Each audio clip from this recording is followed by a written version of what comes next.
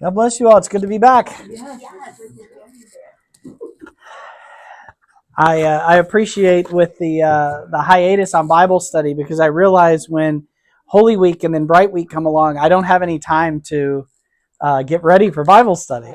So so it ends up working out for me. And I believe we're on Psalm 9. Yeah, this one will get us for a little bit. I believe we did Psalm 8 last. Does that sound right? Hey there. Hey there. Oh, yes. Yeah, because it's creation. Mm-hmm. All right.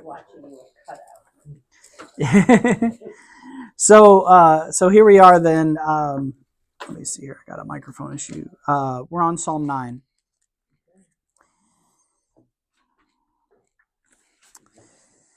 For the end, concerning the hidden things of the Son, a Psalm of David. All right, so that's a pretty intense opening. If y'all remember the inscription, Saint Gregory of Nyssa. What's that? Nothing. Oh, I'm sorry. So for the end, right? This is the purpose, the telos well, actually, then he says explicitly concerning the hidden things of the Son. Like, oh my. Okay, so we're talking about the revelation of the Son of God, and so we're going to talk about in this psalm a lot of very deep subjects. So what we'll do is we'll read through verse 16. I'm not sure we're going to get through the whole psalm today, but we'll see. We'll see. I will give thanks to you, O Lord, with my whole heart. I will tell of all your wondrous things. I will be glad and rejoice in you. I will sing praise to your name, O Most High. When my enemy turns backward, they shall be feeble and perish before your face. For you maintain my judgment and my right. You sit upon the throne, judging in righteousness. You rebuke the nations, and the ungodly man destroys himself. You blotted out their name in their lifetime and unto ages of ages. The swords of the enemy are completely forsaken, and you pulled down their cities. Their memory was destroyed with a noise. But the Lord abides forever. He prepared his throne in judgment. And he will judge the world in righteousness. He shall judge the peoples in uprightness. The Lord is also a refuge for the poor man, a helper in seasons of affliction. And let those who know your name put their hope in you. For you, O Lord, do not forsake those who seek you. Sing to the Lord who dwells in Zion. Proclaim his dealings among the nations. For he who avenges blood remembers them. He does not forget the cry of the poor. Have mercy on me, O Lord, and see how my enemies have humbled me. You who raised me up from the gates of death, that I may proclaim all your praises in the gates of the daughters of Zion. I will rejoice in your salvation. The nations are trapped in the destruction they cause. Their foot is caught in the trap they have hid. The Lord is known in the judgments he makes. The sinner is caught in the works of his hands. All right. So this is a pretty heavy one. We're getting a lot of what would we say? We're covering kind of a lot of ground. It feels like sort of an eschatological and end times kind of a thing. We're looking at the whole world, right, in this psalm. So let's just begin. We'll go through it little by little and try to glean a little bit of what the saints would have us to learn here. We begin with, I will give thanks to you, O Lord, with my whole heart. I will tell of all your wondrous things. I will be glad and rejoice in you. I will sing praise to your name, O Most High. This is an important thing, and maybe one of the most important tools that we can learn as Christians about how we are to go through life and how we are to approach the details of our life, and that is through thanksgiving. Saint Sophrony and then Elder Zacharias, who's expanded on his works, explain to us that thanksgiving is actually the key to salvation. It is the key to becoming saints. Because thanksgiving does two things automatically in our souls. And if those things happen completely, we're saints. The first is thanksgiving humbles us. When we're thankful, think about it. Like if you're thankful to a friend, you get a gift. Don't you naturally go, thank you so much? Like you literally bow your body to them, acknowledging that they've done something that you did not expect and that you do not feel that you deserved through some sort of action. It's not some sort of reciprocal thing. We feel humbled. Like, how would I repay you for this? And we even feel we can't repay for this. We say, thank you. So there's this humbling action. Well, how much more with God? If we realize with God that every breath we take is a gift, or if we realize with God that every detail of our life is an opportunity to commune with Him and to be saved, to be in a relationship with Him, then every moment becomes a moment of humility. I didn't earn this moment I'm in. I didn't earn this opportunity. I didn't earn this gift. I didn't earn the ability to help this person or whatever it is that we're doing. Like, we immediately realize that's God in me who's making me able to even meet this opportunity. So it immediately humbles us. Thanksgiving is always a humbling experience, but always in a good way, right? We would think of it. The second thing that Thanksgiving does is that it connects us to God, right? Just like with a friend, if we're thankful to a friend, thank you so much. Our hearts simultaneously go out to that person, feeling love and warmth for them, and we feel loved in our thankfulness. Well, that's the same thing with God too. When we realize that God's the one who's giving me, that this breath I'm breathing is His air, that this ground I'm walking on are His own hands holding me up. Like, when I get to that point, then every moment becomes a miracle of communion with God. And it becomes this like, wow, God, I can't believe you did that. You're so amazing to me. So it becomes this constant reciprocal thank you, and not being worthy of it, but wanting to do something in reciprocity for it. Like to say, God, thank you. Here's a gift of mine, even though ours are much smaller than His. And so it creates this constant transaction. And if you think about that, isn't that exactly what you think of when you think of a saint? A person who notices that every moment of their life is being upheld by the hand of God, who's in constant contact with God, and at the same time is humble. They don't think a lot of themselves because of that. Because what do we usually think? If we think we're connected to God, we can kind of get arrogant. But we think of a saint as someone who's not arrogant, but lives every moment in complete communion with God. Thanksgiving's the shortcut, according to Elder Zacharias via Elder Sophroni via St. Silouan. Isn't that cool? This is so great for us because it really means that life can be radically simplified. Right? Our life can be radically simplified because a lot of times we're thinking to ourselves, what do I have to do to please God? Or what do I have to do to live a good life? And we might amass a huge list of those things. And then, of course, we always fall short of that weird, arbitrary list of things we made for ourselves. But really, if you think, my only job is to be thankful to God and to respond as a thankful person, it's literally the key for every lock in our life, and it will make a saint of us anyway. Isn't that cool? Anyway, this is a Elder Zacharias thing. The abbot of the monastery in St. Tikhon's gave us each an assignment. We could pick what we wanted, and he gave me this one. And I was so thankful that I did it because I realized like how helpful it is to know, wow, the Christian life is that simple. Right? It's not much else. Because that thankfulness, what's that thankfulness going to do? We're going to live for God. So we're not going to be as tempted towards sin. We're not going to fall into major sins. Why? Because we are loving God. We're too busy loving God to be going off and doing that thing. Or, what am I supposed to do in this hard thing in my life? Be thankful and move through it as it becomes an opportunity. We are no longer do we feel like these big moments in our lives are crossroads we're afraid to cross. We accept them as gifts from God. If it goes this way, good for us. If it goes that way, good for us. It's like, no, me and God, we're going to be on this journey together. So anyway, so we start with that. And I think that's important because as we go through the rest of this psalm, if we stay in that mindset, the rest of this is going to make sense. When we leave that mindset is when this thing gets pretty intense, this psalm. So we're going to progress here. And I went straight to the third interpretation of the psalm. Do y'all remember what are our three interpretations of the psalms? I went to the inner, right? That's the third one, the anagogical, when we apply the scriptures to our own life. What are the other two meanings in the psalms? Do y'all remember? Historical. What did King David mean when he wrote it? Right? And the Christological. What is Christ? Who is Christ in this psalm? And of course here, he is the one who gives thanks to his Father, right? He is the Eucharist giver. I forgot to mention that too. Remember, the word thanks or thankfulness or thanksgiving in Greek is Eucharist, right? So the offering of the Eucharist, the offering of Holy Communion, is a thanksgiving offering. You might remember the prayer right before and the prayer right after receiving communion is we thank thee, O Lord.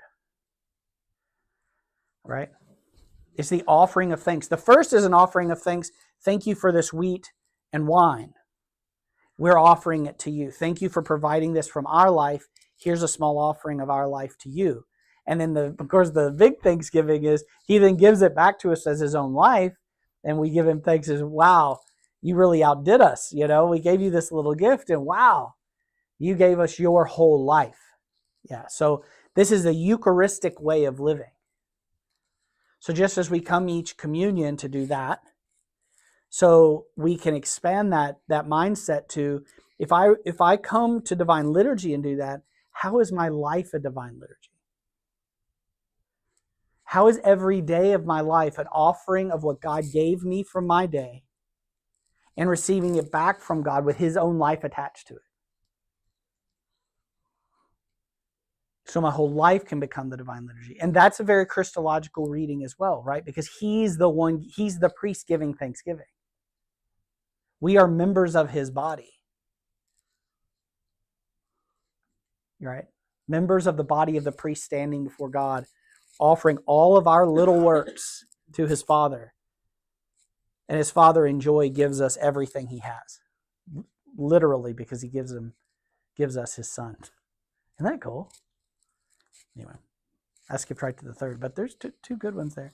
And this, I don't think this passage is too difficult to understand from David's perspective, so I won't go into it every single time. But you can see in David's perspective a king who's warring against his enemies and praying for victory. But we'll probably leave that one alone for the most part because it's so clear. All right, verse 4.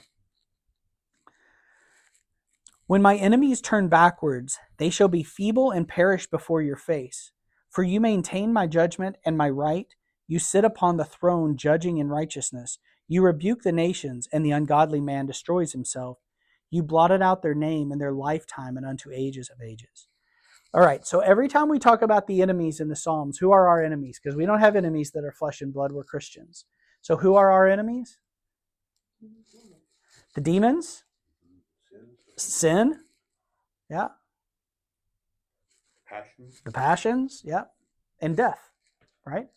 So when we say, when my enemies turn backward, they shall be feeble and perish before your face, we should hear my sins, my passions, those things that war against my inner peace, those things that war against my inner self, not against my neighbor who, put a tree on the wrong side of the property line, but my inner life, right? My enemies. But notice this turn of phrase. I love this one. This was one that it makes you realize you don't read the Bible close enough sometimes, right? This one caught me as I was doing the Bible study. They shall be, so when my enemies are turned backward, they shall be feeble and perish before your face. So notice that. It's my enemies, my passions, my sins, the demons that follow me around, but it's God's face that drives them away. It's not my mind. It's not my strength. It's not my great fasting for the last 40 days. Or it's not my, whatever it is, whatever's that action. It's not that. They flee before the face of God, not my actions or my whatever I might think I could earn for myself. He sits upon the throne of our heart, right? And he drives out the passions and the demons. Obviously, if he's the one sitting on the throne of our heart. We have the option to sit on the throne of our own heart. If it's thy will be done, then the enemies are conquered by the face of God. If it's my will be done, then my enemies assail me. Does that make sense? Depends on who the king of the heart is. Depends on how this battle's going to go. But when God sits on the throne of our hearts, Our enemies are driven back by his face. It's a beautiful idea. It really struck me. I don't know, you read the scriptures all the time, you can still miss these things. These are my enemies, but it's God who defeats them. We humbly recognize that we are not the victors, but in recognizing that, God defeats his enemies through us and in our lives. This is so critical. This is so important for us to understand as Christians. God is so much more mighty than the demons. And the demons are kind of, what they would really like to do is get God to come up off his throne and smack them. And they would have won. You know those kinds of people? They're like, I can't beat you, but I'm going to show you not to be who you think you are. They would love to get him to come off his throne and smack him around and use power to overthrow them. But what does God actually do? He defeats his enemies through us. That's what we're here to do. We're fighting these enemies. Of course, God's fighting them in us. But us little pipsqueaks are going to conquer demons. Like, what business do we have being in this battle at all? But God calls us to it, and not only does he call us to it, right? He gives us the weapons to slay Goliath. Right? That armored giant who stands across from us, he says, I will save you. I will save my people, David, through little pipsqueak David. The armor, he's so little, the armor doesn't even fit him. I don't know if you ever feel that way. You know the story of David and Goliath, right? You ever feel sometimes like the spiritual armor doesn't fit us? We're not big enough to even wear the spiritual armor, but God can win. But he wins through us. We have to have our little sling and kill Goliath. But it's David who slays Goliath. Well, it's God who slays Goliath through David. And in the same way, we're the one who slay the demons, even though it's really God in us that slays the demons. So this is a really important thing for us to understand, is that double movement, the humility of recognizing that I cannot win the battles that are in front of me, but the faith and the knowledge and the hope of knowing that God in me can and will, that's why I'm here. People oftentimes say, like, maybe I get a bad diagnosis. Father, why am I here? Why am I here to go through this hard thing? You're here to slay dragons. Until our dying breath, we're here to slay dragons.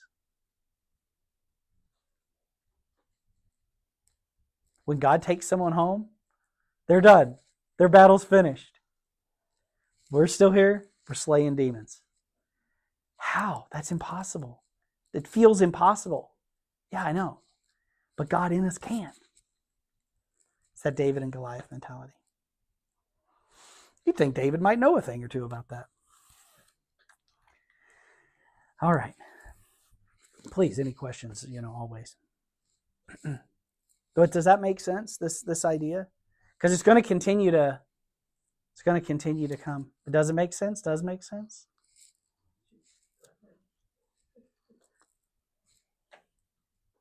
I just continue.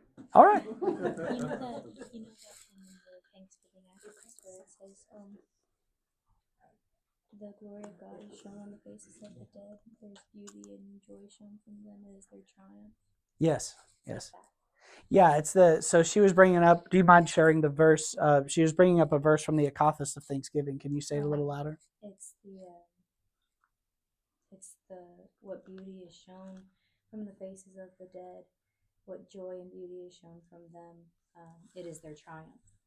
Yeah. It's their rest. It's their rest, yeah. So our understanding is that we're slaying demons until that day when God lets us lie down and rest in victory. Right? And that's what the victory of Christ at Pascha gives us, actually. For what it's worth, is the understanding that because God went into death, then when we go into death, we go into God. That's to oversimplify the whole idea. But that's the idea. And that's why Christians have always understood death as a rest in God, rest in peace. So this idea is that now their battle's done. Our battle continues.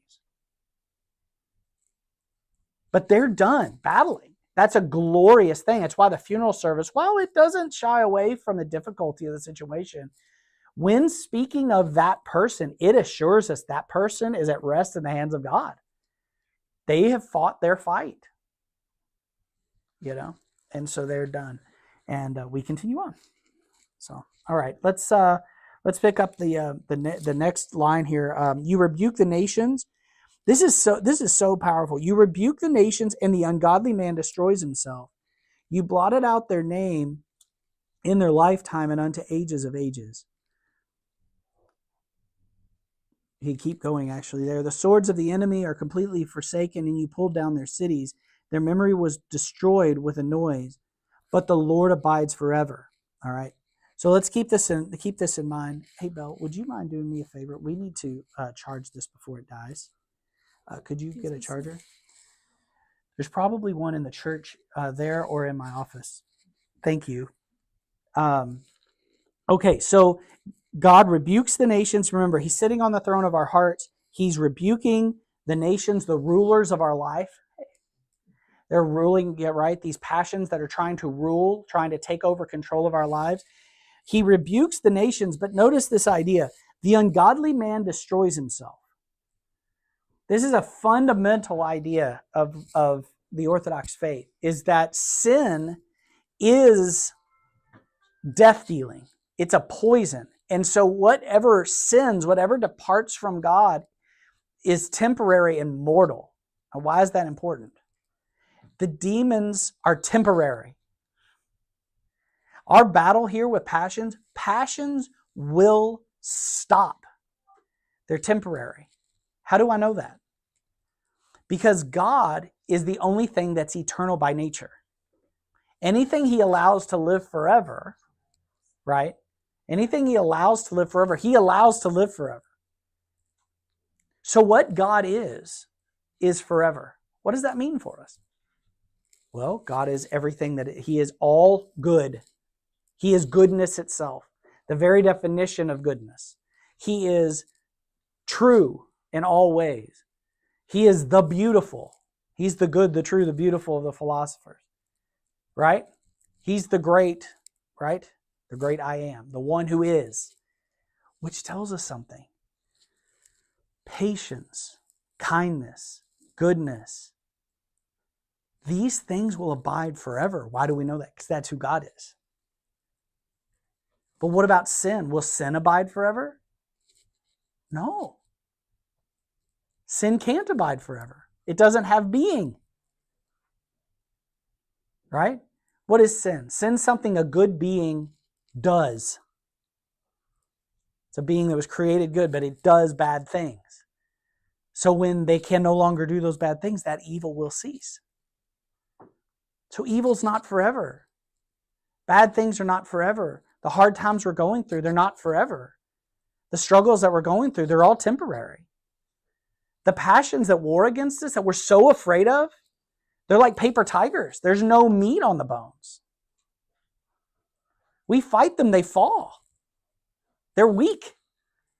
God is strong. This means that all of the things that we think of as God, love, God is love, right? My peace I give to you.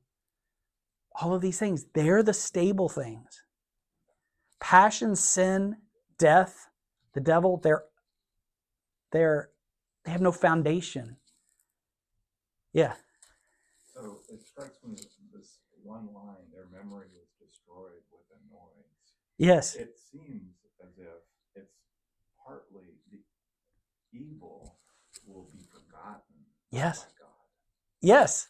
And so if you're not on that side of the equation, you will be remembered. Memory eternal. Memory eternal, for one thing. But yes. Also, there's so many things in divine liturgy. Yeah. Where right before you're taking the Eucharist, remember me today. Yes. Remember me. Yes. Right. So when it boils down to it, is it because from that divine eternal point of view, it is now? Yes. Yes. That's what that one line suggests to me. That's it. You've got it. You're right. Yeah, that's exactly right. Yeah. You're going to have to start teaching Bible study. Yeah, that's exactly right. That's exactly right. That in that eternal now, if God remembers something, it's present to him, it's alive, it has being.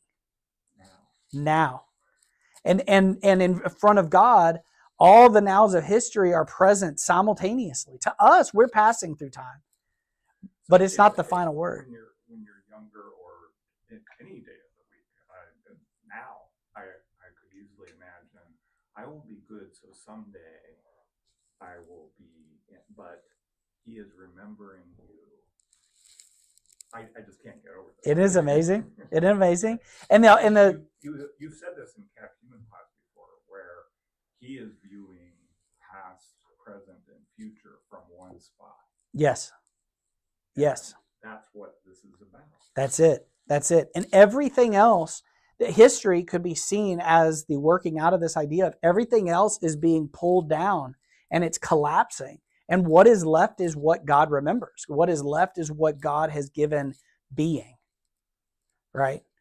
And that's what we see. That's what we see here. And what's interesting is that it's not just that God Himself is pulling it apart, but also that sin itself divides us and pulls our life apart. Like sin kills itself. The demons. I was just reading. Who was it? Evagrius, or it was Saint Simeon? Anyway. Talking about the idea that the demons don't like each other. They fight with each other. They only coordinate activities because both of those demons agree they want us to fall. But they don't actually like each other. And this is why a lot of times our passions feel opposed to each other. Right? Like every passion, right? I mean, every passion can feel like I'm being pulled in two different directions constantly. It's because the demons can't work together. They pull their own house down on top of themselves. Right?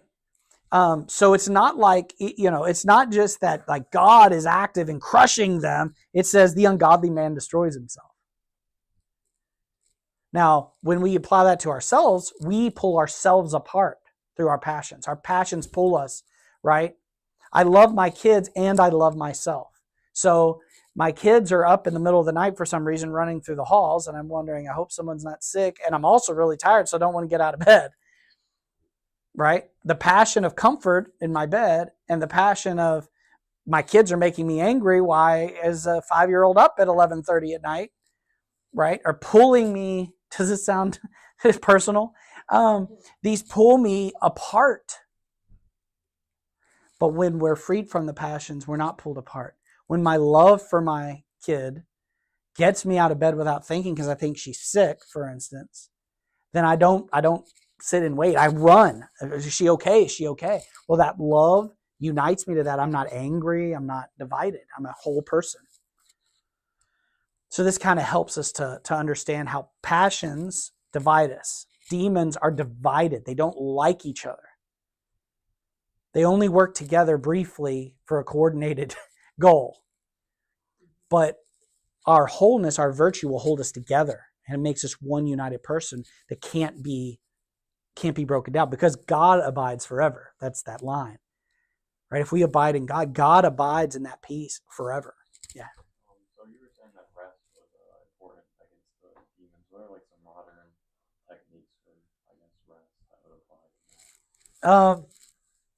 That rest is important? Yeah, that's being restful. Well, That rest will be your tool against the demons. well, I don't, I'd have to be reminded how I said that in what context. We don't really get to rest in this life from the demonic battle, but where we do find peace and rest is understanding that the enemies will fall under their own weight, right? That we don't have to be, I guess I'm opposing not rest versus activity, but rest versus anxiety.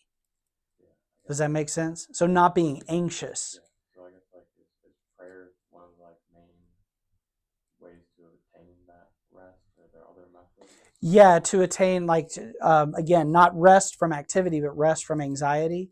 Yeah.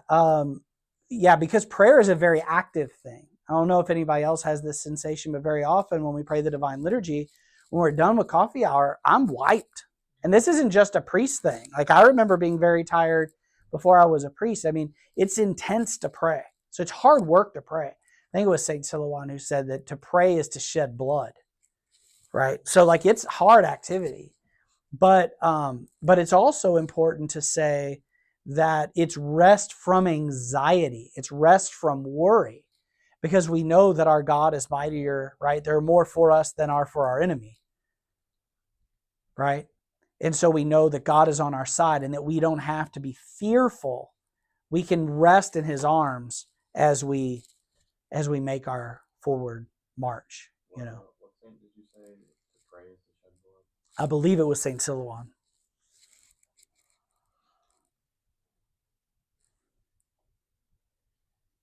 Yeah, so unfortunately in this life, we don't get to rest from the spiritual battle.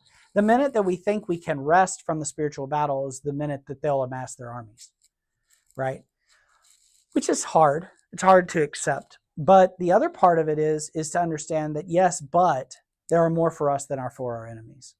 God, there are more on our side than on theirs, right? So as long as I'm holding my shield and wielding my sword, the victory is assured for God. He abides forever. Nothing else abides forever. It has to lose, right? We're not like Manichees, really, believe that evil is forever and good is forever. Good, everything flows from the good. Anything evil is a deprivation of good, a lack of good, right? Even the devil was a good being when God created him. He chose evil, right? All right, so we continue on. So we have this idea that the Lord abides forever and that everything else is temporary, right? So we know that the enemies are going to fall. He's prepared his throne in judgment, and he will judge the world in righteousness. He will judge the peoples in uprightness. So there's this idea here then that there is going to be closure, that this is not an endless battle. Like, we're not called into this thing and it's just going to be like this forever. Life isn't going to be hard forever, right? It's temporary. Now, it might be the 90 years I'm here or the 100 years I'm here, but that's a small drop in the bucket of the entire lifespan that God has given me to live, which is forever. So I can have that hope of knowing I will get my rest one day. It's just not today.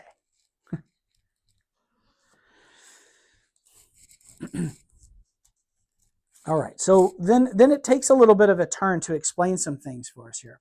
Brings us back to humility too. The Lord is also a refuge for the poor man, a helper in seasons of affliction. And let those who know your name put their hope in you. For you, O Lord, do not forsake those who seek you. Sing to the Lord who dwells in Zion. All right, this is so crucial. From David's perspective, this is important. The Lord cares for the poor. Okay? Does that make sense? How do we know that God cares for the poor? Well, he told us that we should do it. But how do we know that he cares for the poor? Because we're the poor. He's rich. We have no life. We have no goodness in us by ourselves. We have nothing. And he just lavishes life on us. God gives to the poor. That's why we give to the poor. We don't give to the poor because being charitable is nice. And we don't give to the poor because poor people need it, It brings me back to Monty Python. Oh, the meek. That's nice. They deserve it, Like, that's not what we're doing. What we're doing is God gives freely to the poor. That's us. Therefore, we give freely to the poor because we're God's family and we want to look like him. That's what the family resemblance is. Does that make sense?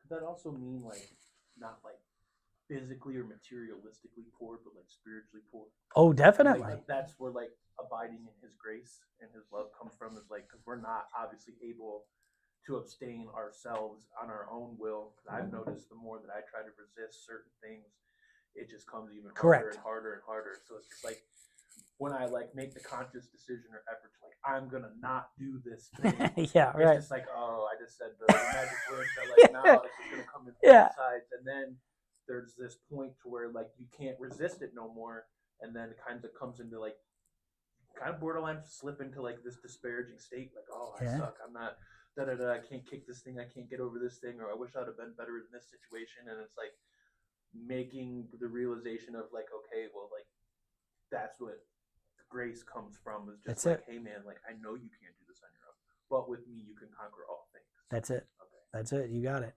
We are the poor. We are materially poor in comparison to God, but we're also spiritually poor nigh infinitely, right? We need him for everything. And that's another key as to why are the poor called out here. This is an important thing because remember, everything in this life is supposed to reveal to us spiritual principles. Like the trees standing with their hands up to God tells us what we're supposed to be doing all day. Okay, do we understand? Like that's the way we as Orthodox Christians see the world. The grass is standing up like that because God is present, and that's what things do when God comes. That's the way we look at life. Now that we see it that way, why does he fight for the poor in this way? Not just because they're poor, right? Why does he do this for the poor? The reason the poor have an advantage over us in prayer, for instance, in James, right? Why do they have an advantage over those of us with material needs? Is because the poor need God literally like hand to mouth. I have no food right now. God, send some. God send some. They have this like, that's how they live because there's no other way to live. Right? And so they have this level of faith a lot of times that many of us who are comfortable do not have because we keep thinking, well, if things go bad, I have $100 in the bank. Right? Like I'm safe because I built for myself a safety net. But when we don't have that, we have this, because we've probably all been in this moment in our lives too, where we have this reciprocal relationship with God, where I'm standing before God with nothing in my hand. I got nothing. And that's when we usually can meet him. That's usually when we have the most profound awareness of his presence, is when we actually know I'm standing with no cards. I've got no play after this one. This is it. And then, right? Whatever that means for each one of us. And yeah. Me and my friend were thinking of like a pretty similar conversation about this, how the poor need God, Yeah. and then the extremely rich need God. But the middle class like struggles with needing God because they have just that certain level of like comfort that's like, oh well, I can buy a new T-shirt and that'll last me a few days, or etc. I don't know. It's not a material thing, I'll tell you that much. But God makes it very clear that the rich struggle with anxiety. People under comfort struggle a lot more with anxiety of the loss of their stability of these things. So they're also spiritually empty and need God in order to get through themselves. We always need to be very careful. And maybe I should say this, especially since there could be someone watching online, is that we don't want to apply this in like a political way or to parties or to groups of people. Because the minute we start to do that, we could start to make it seem like, well, like that, like, you know, if I write that large, well, the middle class are the problem or the rich are the problem. Poor people can have just, like an actual poor person can have just as much self-reliance as a rich person. And a rich person can be just as poor as the most impoverished person, depending on how they're living, right? A rich person, rightly understood, is doling out their wealth on behalf of God. God has given them this as a gift to those around them. So there's not an inherent problem on the money spectrum, but it is true that each spectrum has its own challenge. Yeah. So we're all living spiritually hand to mouth. Yes, exactly. And even in life, right? Even in the world of material things, we're actually a lot more hand to mouth than we think we are. Because we know things like our investments can get wiped out overnight, right? The house can burn down and the insurance company decides not to pay us anything. Like we really are weak and defenseless. And it really is God who's actually holding it all up. So we can actually, no matter where we are on the wealth spectrum, we can get to the point of realizing I'm actually spiritually poor, which gets us back to the Beatitudes. Blessed are the poor in spirit. He's not saying blessed are literally people who don't have money. Because, to be honest, that doesn't automatically make you more reliant on God. It makes it easier to be reliant on God. You don't have anything else to do, right? There's no other option. But Yeah, we can all be the poor in spirit, and therefore we can all enter the kingdom of God. It's hard for a rich man, right? It's like going through the eye of a needle.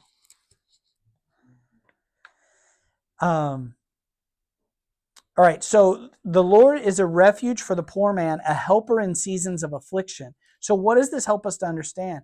Is that when we know ourselves to be spiritually impoverished, or physically impoverished, if that might be the case, or we know ourselves to be in affliction, God helps those in affliction. God's on our side in affliction. It's not inherently contrary to his will that we go through a hard time. He'll be with us in the hard time. But he gets us through it. He doesn't help us avoid it. Right?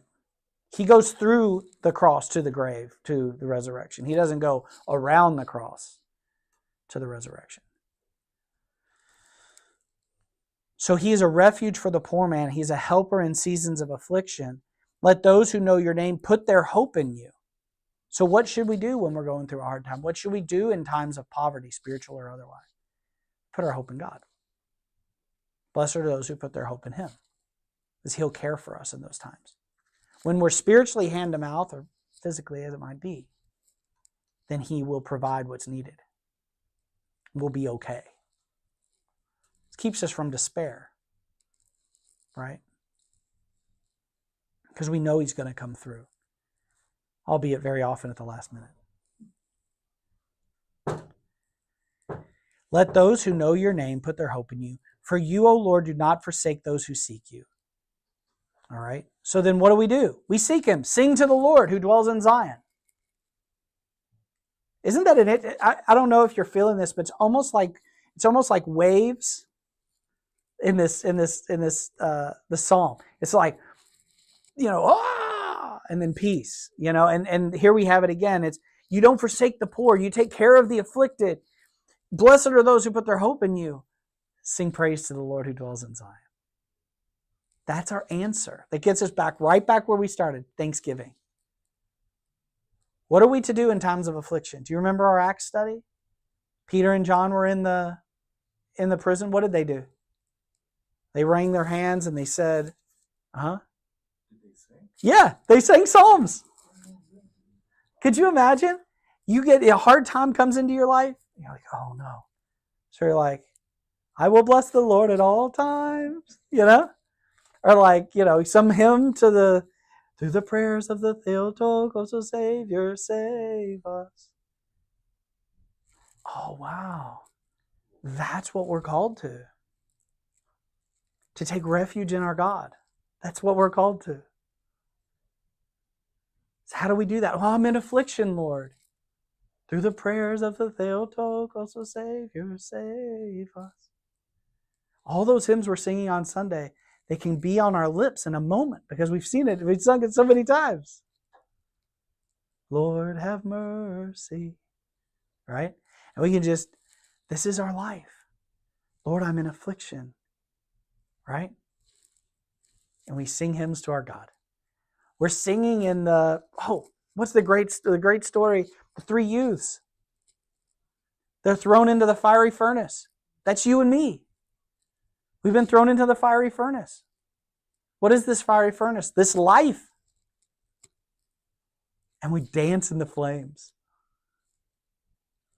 Walking with Christ. Isn't that amazing? Like, this is what we're called to. It's so cool. We're just dancing in the flames of hell. It's become, yeah. Yeah.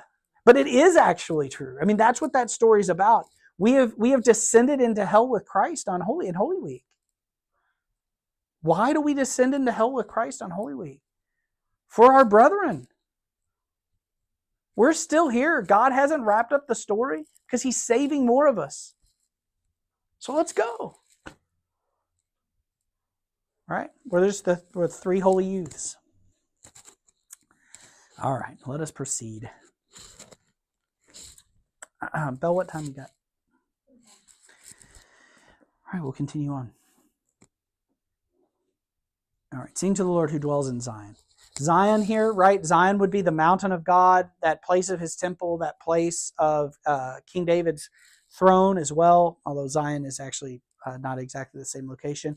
This is the Lord's house. Where's the Lord's house? My heart. Sing to the Lord who dwells in Zion. He does not forsake us even when we're going through hard times. We might not be able to know what he's doing. Remember, that was what the book of Revelation was about. God, I don't know what you're doing. It looks like we're losing.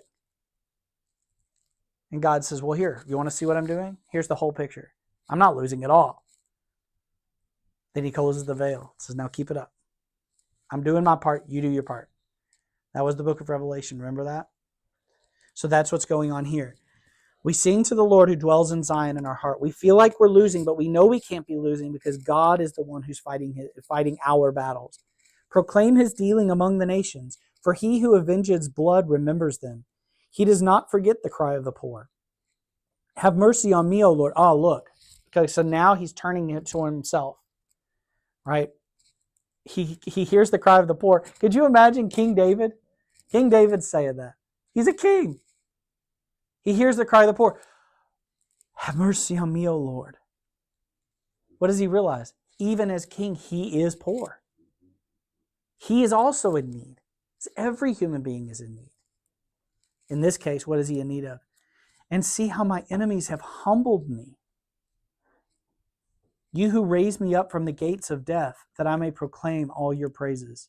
Now, King David means that as in he's surrounded by his enemies. He's afraid he's going to die. Read that like Jesus, though. Watch this one.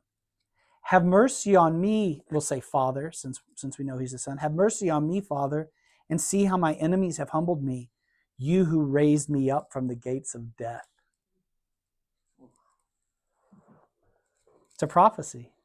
Simultaneously, David means it about his situation. It's really about Jesus. But then it's about you and me too. Because we're also surrounded by our enemies, the passion, sin, and these things, death, illness. And they've surrounded us. And we face this impending doom. But he raises us up from the gates of death. Goes to who? Adam, yeah. Very good. See how that unfolds, that idea that like David is seeing Christ from the past into the future. We're seeing Christ from that perceived future into the past. But we're both participating actually in the life of Christ in this world. That's what's really going on. That's why anything true of Christ ends up true in our inner life. Because he's supposed to be enthroned on our hearts, fighting our enemies, and so on and so forth. All right, so he raised me up from the gates of death that I may proclaim all your praises in the gates of the daughters of Zion.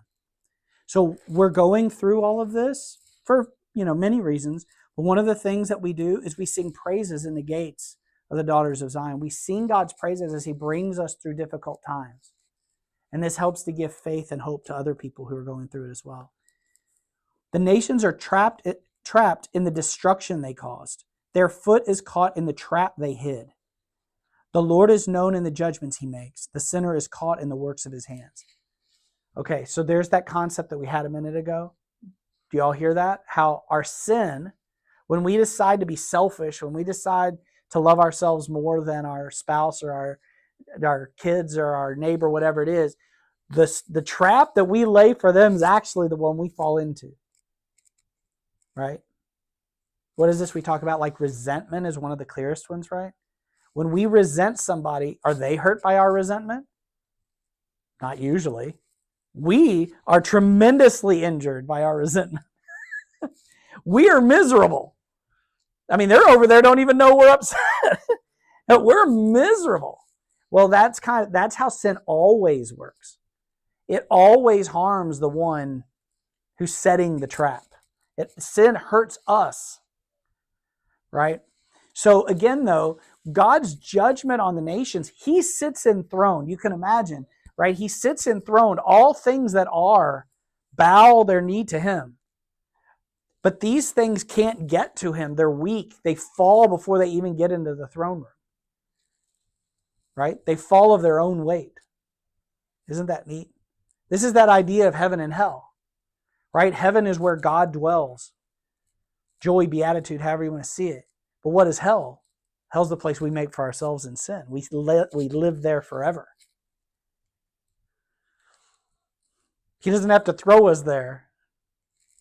We made it. We made the fire and stood in it ourselves.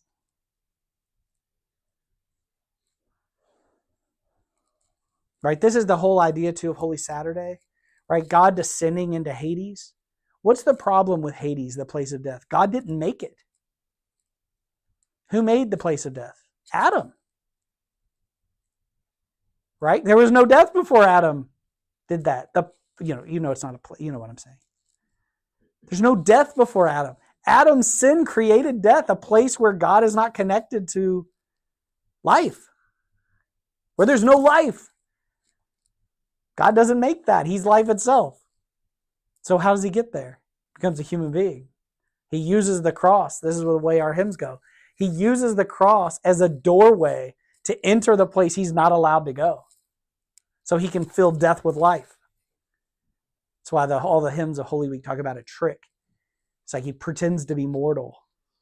Oh, don't do this. Oh, no, you're going to win. Oh, and he just busts the doors off of hell and comes out the other side. And now there's nowhere you can go in all of creation or uncreation or anything else. You can't get away because he's filled all things with himself.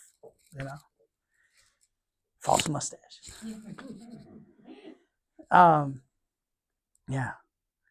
All right. So the sinner gets caught in his own works. So let sinners be turned back into Hades and all the nations who forget God. For the poor man shall not be forgotten in the end. The patience of the poor shall not perish forever. Arise, O Lord, and do not let man prevail. Let the nations be judged in your presence. Set a lawgiver over them, O Lord, and let the nations know that they are but men. Right? So God's saying there, right, that the poor, those afflicted, name it. Anyone who has suffered in this life, God gets the final word. It won't be like this forever. Right? Do not let man prevail. This is an important thing for us to understand because we have to sometimes realize we're also praying this against ourselves. Right? Don't let me prevail in my sin. Don't let me get away with it in a way. Because what we're saying is I want to be close to you. These passions, these things, they need to go. Right? No, we certainly do pray for mercy. Don't give us all we deserve, Lord. Right? But at the same time here, we have this idea, let the nations be judged in your presence. Set a lawgiver over them. So what do we need in order to heal? We need a lawgiver. We need someone to show us the right way, the way of truth, the way that heals, the way that gives us life and being. That's Christ, of course. Right? He gives us his law. Think of the Beatitudes. Of course, all of the scriptures, and let the nations know that they are but men. Let's know that. We're not supposed to be God. Let us hear God and let us do what he says. Be a lawgiver over us. Now, this is kind of important, too, to understand, like in the ancient Israelite mindset, the nations were like a sea. Just power flowing from power, injustice, violence, war. It's just, their gods were evil. It's just chaos and disgusting stuff. And so when he's saying this, that's actually literally what the nations need. They need a lawgiver. They need someone who rules over the whole world to bring order to the sea of chaos that is all these nations warring against each other. And then interestingly, right, that's exactly what Christ did do and is doing. But then in our own hearts, we have the same thing. We have this tumult of a storm in our hearts, right? The passions that war against each other, the passions that are constantly at war with me, the passions that are doing all of this kind of a thing. But what do we need? We need a lawgiver to bring order to the nations that are in our hearts. To bring all these things that are fighting against each other in my life, to bring them into union in my life. So that instead of enemies, they're friends. As the saints of later ages would say, the ecumeny, right? The nation that is God's nation. It rules over the nations. An empire of peace, you might say. All right. How much longer we got? 5 minutes. All right, let's go on. Oh, but here's the question then. You may be thinking it. Why do you stand afar off, O Lord? Why do you disregard me in times of affliction? When the ungodly man behaves arrogantly, the poor men are set afire. Let him be caught in the counsels he ponders. For the sinner praises himself in the desires of his soul, and the unjust man blesses himself. The sinner provokes the Lord. He will not seek him out because of the fullness of his wrath. God is not before him. His ways are defiled in every season. Your judgments are removed from his face. So we're starting to see how we live outside of that reigning peace, that lawgiver who brings order. Right? Your judgments are removed from his face. He shall rule over his enemies, for he said in his heart, I will not be shaken. From generation to generation I will be without trouble. His mouth is full of cursing, bitterness, and deceit. Suffering and pain are under his tongue. He lies in ambush with the wealthy. He kills the innocent in hidden places. His eyes look intently at the poor. Intently meaning like to trick them or to well, we know how this works, right? In our modern day, right? Well, using the poor to get rich, you know. He lies in ambush in a hiding place like a lion in his den. He lies in wait to seize the poor man. To seize the poor man, to drag him away. We might think of a poor man taking out a loan. I think this is exactly what's in my mind, by the way. A poor man taking out a loan to get by, for his family to get by, but the banker knows he can't pay.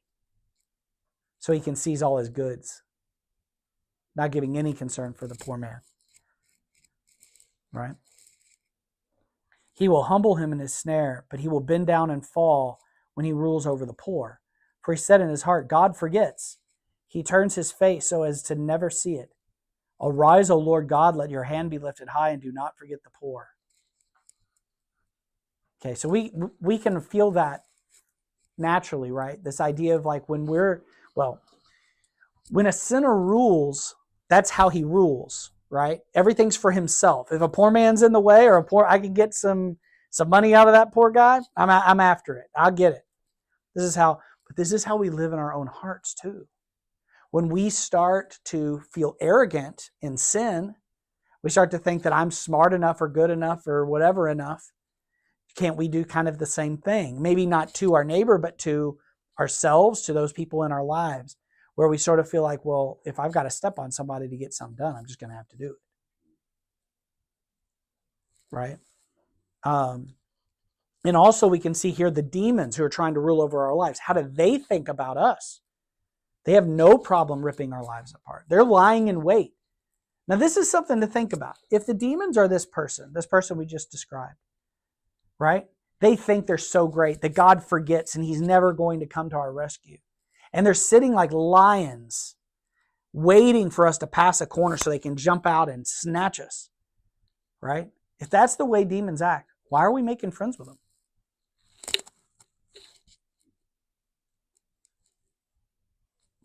Why are we choosing sin? Why are we choosing what they want us to choose? They act like they're nice. Right? They act like they're nice. That instant gratification. Oh, well, like drug addiction, right? Like the first one's on the house kind of an idea. Because, dude, if I can get you wrapped into this, I'm going to get a lot of money in return.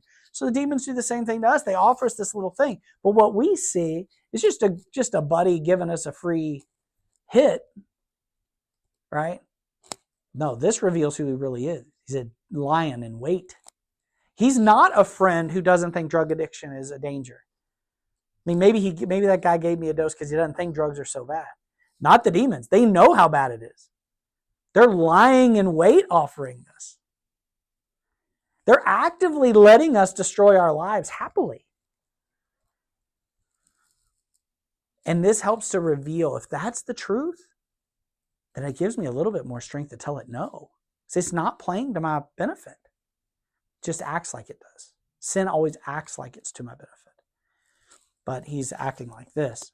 And we can act like this too, of course, by extension, right? We can become so selfish that this guy's pretty bad. This was pretty rough. But like we can do similar things as well. But in the end, the psalmist or the Lord or we pray from our heart. Arise, O Lord God, let your hand be lifted high. Do not forget your poor. That's our prayer. I think maybe that's the theme this week, is like poverty of spirit. To know that we're spiritually impoverished. And then we can cry out this, "Oh Lord, let your hand be lifted high. Do not forget your poor." We're not able to beat these guys we're up in battle against. We can't beat Goliath. But through David, we can, actually.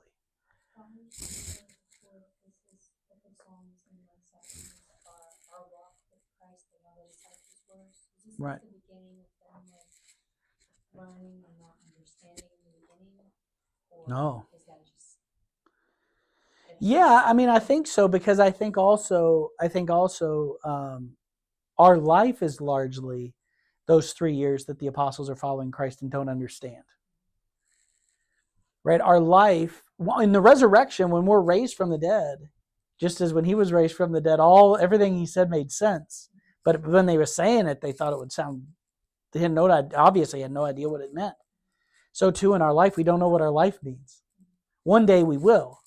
So yeah, I think it is a parallel to that, walking with God and not knowing what this means. I also kind of have the feeling through this psalm, because I kind of feel like it's walking on water, which is also a parallel to that.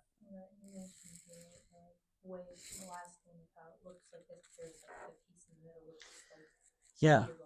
Yeah, the walking on water scene, right? The wind and the waves, and yet he can somehow walk on the water. So there must be peace where he's walking. Yeah.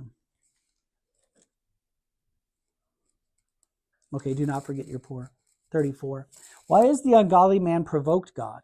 For he said in his heart, you will never call me to account for this. Ooh.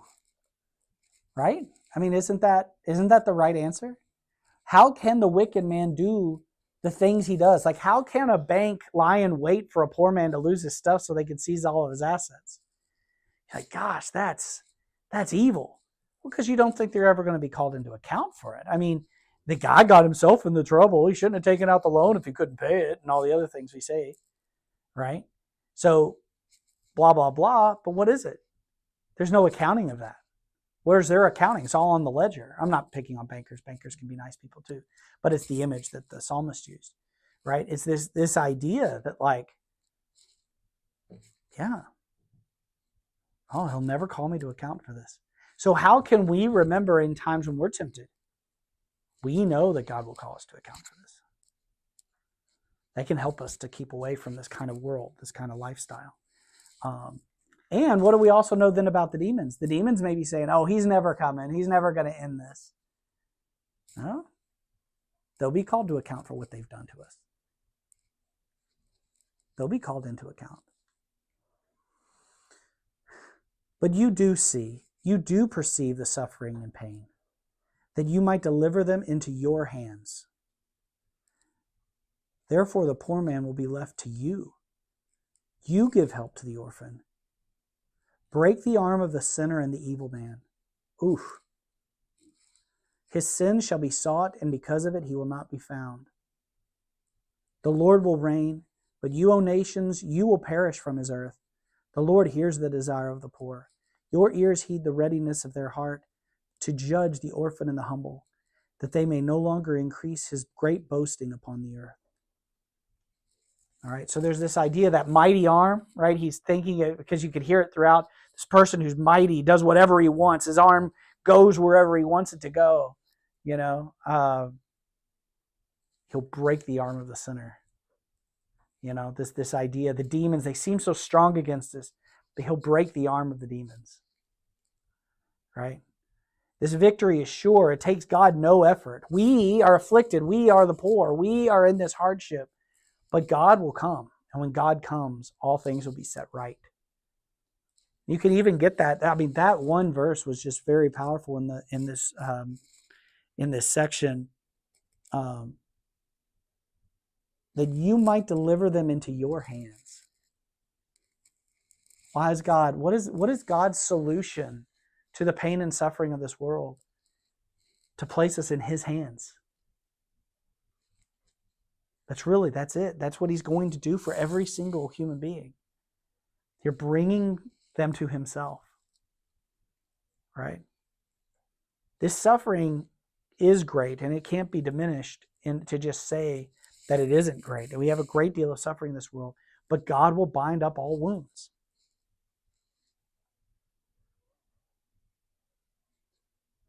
We just don't have that final victory yet. We haven't seen that final victory, but we do have an advantage over King David because we have seen the resurrection.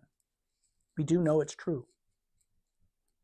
So we can look back at it and know that if God can destroy death, right, then he's going to destroy the passions, the sins, and the demons that try to take our lives as well. All right, we did it. We did make it through Psalm 9.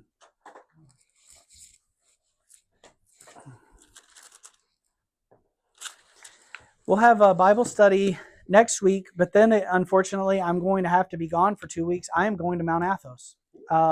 Yeah. Yeah. Unfortunately for me that I don't get to have the joy of seeing all your lovely faces, but I will be praying for you at Mount Athos, and it should be a joyous time.